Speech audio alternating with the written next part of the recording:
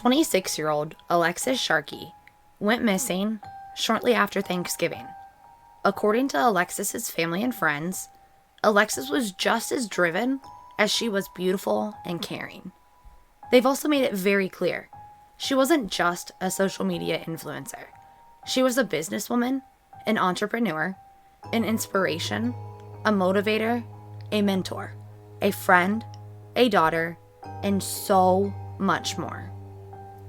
Alexis was a 26-year-old female, who everyone she knew and loved would describe as someone who lit up the room.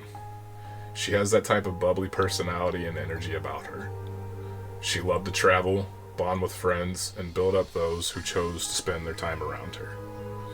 In fact, Alexis had recently just moved to Houston, Texas with her now husband. At one point, shortly after their move, she even turned to Bumble BFF to find close friends. She just wanted that friend connection in a new city. According to social media, it appears the couple was together for a few years when Tom Sharkey proposed to his then-girlfriend, Alexis. Sometime between the middle of 2019 and the beginning of 2020, it appears the two were married. Now, before we dive any further into this case, I need to tell you the following episode contains facts, opinions, information, and other details that one may find disturbing. This information is for entertainment and education purposes only, and is not to be used as legal advice or to accuse any party involved in this matter.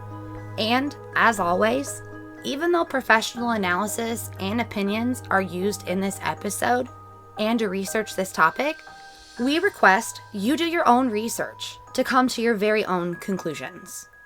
Viewer discretion is advised. According to KHOU 11, a local news station, on Saturday, November 28th, Tanya and their group of friends became concerned about the whereabouts of Alexis when she failed to show up for a planned movie day with friends. She also stopped responding to her loved ones' calls and text messages. When friends realized the seriousness of the situation at hand, Tanya went to Alexis's apartment, but she didn't answer.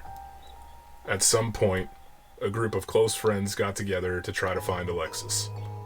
According to KHOU 11, when they were unable to locate Alexis, she was reported missing by one or more of these friends Saturday afternoon. Alexis isn't from the Houston area where she went missing. Most of her family lives clear across the country in Pennsylvania. Her friends knew it wasn't like her to not immediately respond to friends and hadn't posted on social media. But they also didn't want to prematurely alert family, as they couldn't be there immediately to try to help locate Alexis. I mean, come on. She was a social media influencer. She was known to be on her phone all the time. Tanya even said if anything ever happened to her and she ended up in jail, Alexis would definitely be the first person that she would call, as she knows that she's going to be the first person to respond to those calls and those text messages, within minutes even, most of the time. This friend also said, and I quote, "She is attached to her phone. She is a social media queen. She is an influencer. She works from her phone. Like I said, if I was in trouble, she would be the first person I would call."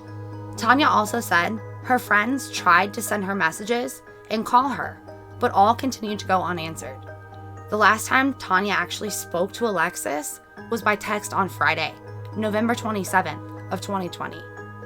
Tanya and Alexis had spent Thanksgiving together after Alexis allegedly had a mini Thanksgiving with her new spouse, Tom Sharkey. At first, I was quite confused why they would be spending the majority of the holiday apart, right?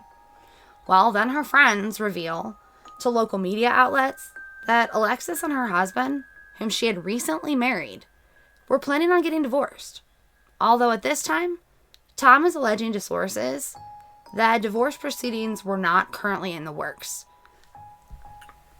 So let's address the elephant in the room here, her husband. Let me just explain something to you all real quick. It's my understanding this man just so happened to realize his wife was missing on Saturday after being last heard from on Friday by friends and potentially family. Now, it's alleged that these two were still living together, even though it has been alleged that they're getting a divorce. Apparently, just after a body was found, partially in view of the public, on the side of the road, completely nude, Tom shows up to the local morgue. Some of her friends even say that Alexis confided in them as recently as about a month ago, alleging that she had been choked prior, to the point of passing out. And from what I can tell, this didn't appear to be a one-off, isolated event and situation. We don't know much about this. I mean, her husband, right? Decided to tell local media not to contact him again, and he's been pretty evasive. Coincidence? Yeah, I'll let you be the judge of that one. But I mean, would you just immediately go to the morgue if I didn't show up one evening at home? Wouldn't you contact my family immediately? Or, I don't know, do something other than instead of just being quiet and just showing up at the morgue of all places at the very time or right after a body's found? It definitely seems skeptical, to be, for lack of a better term, because why would you immediately go to the morgue? Yeah. And I'm not saying that we know for certain that other locations weren't checked, but I immediately would go to family and friends first. Then I would start trying to look for clues as far as, okay, what's missing, what's here. Exactly. Take a tally of, Exactly. Things like that. Not going directly to the morgue, right? Just keep that in mind, okay? Now remember, Alexis was found early Saturday morning, shortly before Tom showed up. Why did he even show up? I have absolutely no freaking idea. There has been no mention of this and no mention of his reasoning that I could find at all. Up until the point of this recording anyway. The only thing I can really find from this man about this matter at hand are a few social media posts. One from November 23rd appears to be very telling to this situation. You might want to go check it out. It kind of seems like a precursor for an intense breakup of some sort. I don't know. It kind of is like posting for a friend kind of thing, but it's kind of, I don't know. It's very telling and almost gave me the chills after finding out that just a few days later, his wife goes missing. At some point between Saturday, November 28th and Sunday, November 29th, family and friends were made aware the remains found on the side of the road were in fact that of Alexis.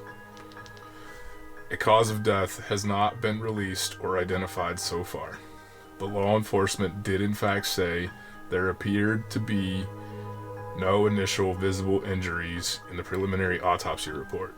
It's also been said foul play has not been ruled out. I mean, let's use common sense here. How many women do you know who would just end up on the side of the road, partially visible to others, nude? None that I know of. Yeah, not many that I could recall. Right. I don't even like seeing myself naked. Come on. So, I mean, like, that's a very vulnerable state. Right. You're not just going to put yourself there, right? So, now, although there aren't very many ways that one could die without sustaining these visible injuries that she didn't have, there are still a few ways. Some of those ways could be poisoning, and another way could be smothering. I know it's something that we don't like to think about all the time, but it is a way of suffocating someone, and there may not be any kind of visible wounds with that. It's also possible that there could have been a drug overdose, whether that is intentional on her part or unintentional. I don't know any kind of history, so I'm not alluding to anything as far as that goes. But someone can unintentionally be poisoned by drugs they don't want in their system, whether they're illegal, legal, some sort of other poison. You get what I'm saying? Yeah, you know? absolutely. Yeah. So there are ways that this could happen. A lot of people are immediately like, wait a minute. She's on the side of the road, but there's no visible injuries or wounds. So that's something that I just wanted to bring up. Now, this isn't an all-inclusive list, as there may also be other relevant reasons one's life may come to an abrupt, sudden end that do not include one harming themselves or a drug overdose. So I want people to keep that in mind. A lot of people were saying, oh, there aren't any visible wounds, then what did she do? Or that's not the case. We don't have the answers. So I'm throwing out some possibilities to get people to open their mind and to think just a little bit deeper about the situation. I really don't think she has anything to do with this at all, no matter what the circumstances were, based on my research. Even if it was either of those two things, as I mentioned, do you really think that she would want herself to be found the way that she was and to be completely exposed that way? Again, I don't think so. No, me neither. Yeah. So even though we don't know how Alexis unfortunately met her untimely end at this time, one can usually add 2 and 2 together to get 4, right? Right. We have put in a public records request for further information related to this matter. We have also created a Facebook group called What Happened to Alexis Sharkey. Here you can read updates on the case and discuss these matters in further detail. We'd also like to hear your thoughts and opinions on this case. What do you think happened to Alexis? Leave your comments down below. We appreciate you tuning into this episode, and as always, we'll see y'all next time. Thanks, everyone. Hey, so do you think we'll get some real friendly comments about our music in the background? Do you really even freaking care?